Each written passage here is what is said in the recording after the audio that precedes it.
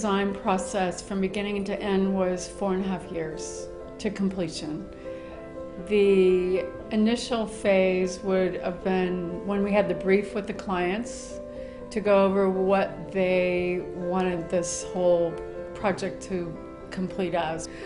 So we started with doing renderings of interior spaces, like different salons, different staterooms, guest staterooms. We started with the king staterooms, and then we had 2 doubles.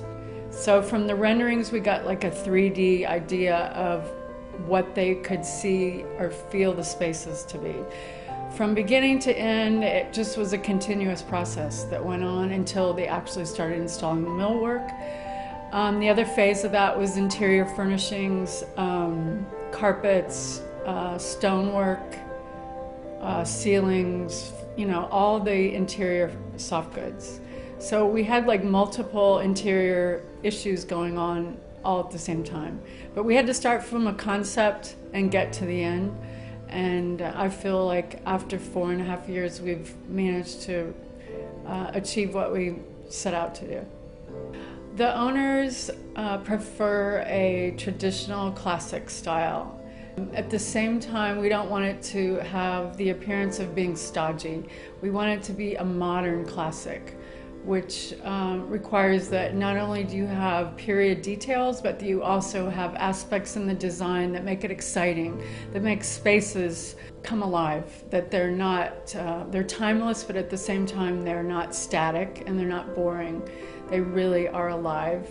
And there's a fine line in design between doing a classic interior and making it modern.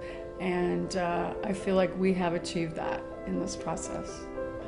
The main deck library sets the tone for the whole yacht. It sets you up to expect great things as you move from this deck up to the owner's deck, bridge deck, sun deck.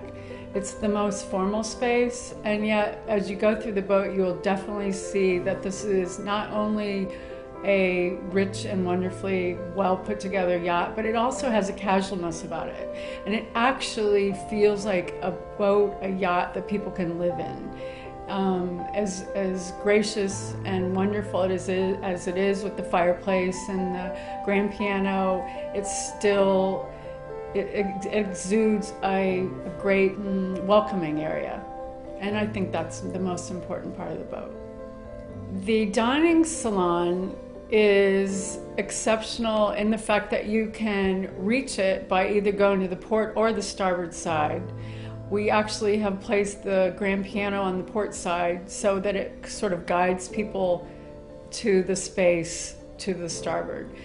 And when you come to it and you look up, you'll see a really wonderful dome that has a custom done chandelier that's quite kind of jazzy, really modern feeling in a classical space. There are 4 cabinets that surround the space, and there's seating for 12 and up to 14 people.